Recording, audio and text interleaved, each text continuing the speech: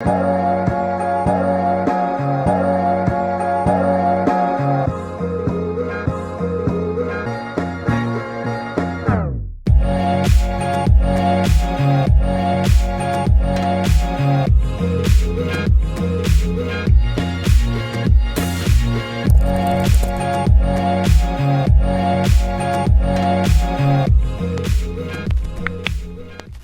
guys, welcome back to my channel. If you are new here, welcome. My name is Kiana and I do a lot of sewing and fashion videos. Today I have a tutorial and pattern for this exposed seam paneled mock neck top. And although I'm wearing it right now with the seams exposed, you could turn it inside out, or rather right side out, and wear it with the seams on the inside, which is a great option if you don't have a serger and you just have a home sewing machine. You could still achieve this paneled color block look, but just without those serged seams.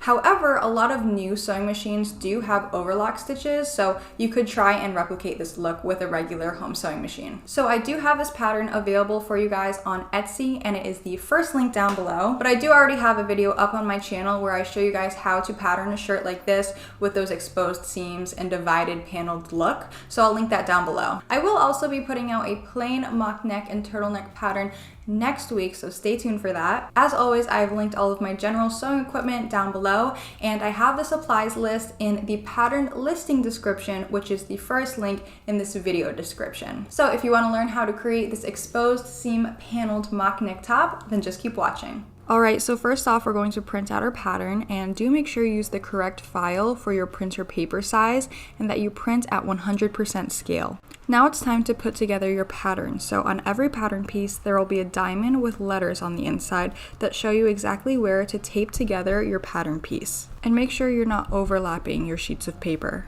Now decide what size you want to create and cut out your pattern on the corresponding line. I'm deciding to create a size extra small.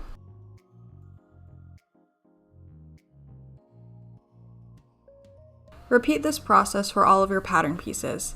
Now I'm choosing to color block my shirt as a design detail, so I'm going to set aside all of my pattern pieces except my front and back yoke and my neckline for now. I'm going to use a black bamboo rayon knit for these particular pattern pieces. And I'm cutting the yokes out on the fold, so I'm just adding my pattern weights and then cutting those pieces out with a rotary cutter. It can be a little bit challenging to cut out knit fabrics because they stretch and move and bunch up in certain places, but just make sure you're going slowly and that you're applying even pressure so that your fabric doesn't bunch up and move as you cut. Now I'm just cutting out my remaining pattern pieces from an ivory bamboo rayon knit fabric. To see what kind of fabrics I recommend for this project, click the first link in this video description. I've also included these notches on the side panels just to help you delineate where the curved style line becomes the arm's eye.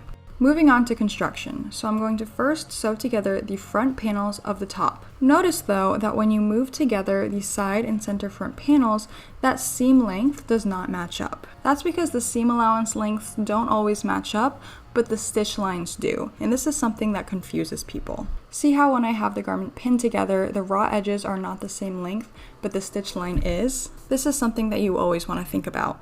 And then to give you guys a tip on working with knits in your serger, make sure you adjust your differential feed. So normally I have it on neutral. When I'm working with really tightly woven fabrics, I have it on 0.7.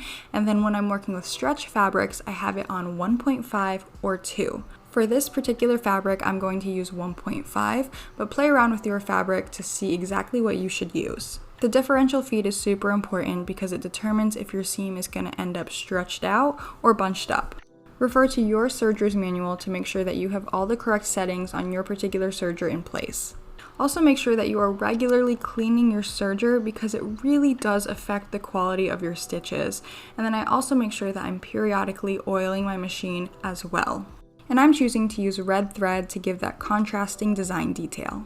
Now that I know all of my settings are correct, I can go ahead and sew together the front panels of the top. And make sure you're using the correct seam allowance, and for this pattern it is 1/2 inch.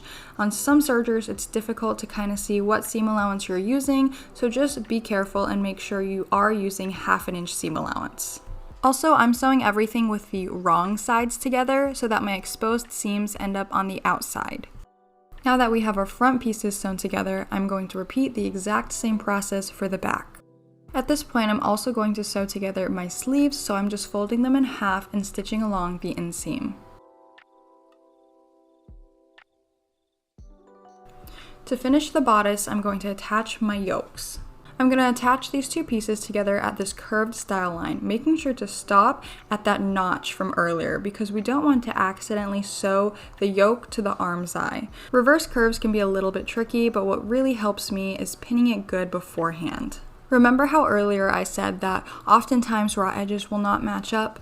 Well, this is always true for reverse curves, so I'm going to have to kind of stretch and pin and stretch as I sew, and I'm just going to do this very carefully. If you sew it correctly, there will be no bunching along that curved line. Once you have the yokes attached, place the front and back bodices together and sew along the side seams and the shoulder seams. Moving on to attaching the sleeves, I'm going to first flip the sleeve inside out, and then I'm going to insert it into the arm side of the shirt. I'm then going to pin and sew along both of those arm sides to finish inserting the sleeves. Moving on to the neckband, I'm going to fold it in half and sew along the short edge. After that, I'm going to fold the neckband in half again, enclosing that seam we just sewed inside. This is the only seam that I'm not going to have as an exposed seam design detail. Now I'm just going to pin the neckband to the neckline of the shirt, kind of stretching as I go. After it's pinned in place, I'm just going to serge along the neckline. Finally, I'm just going to hem my shirt and hem my sleeves. So there is a 1-inch hem allowance in the shirt that's there in case you want to fold it up and zigzag stitch it in place, or twin needle or cover stitch that in place. I'm just going to overlock the hem to keep the overall look cohesive. So first, I'm going to go ahead and cut off that 1-inch hem allowance. Before you hem though, I would always try on your garment, no matter what it is, to see if you want to actually hem more or hem less. But after you hem, you are finally done with your mock neck top.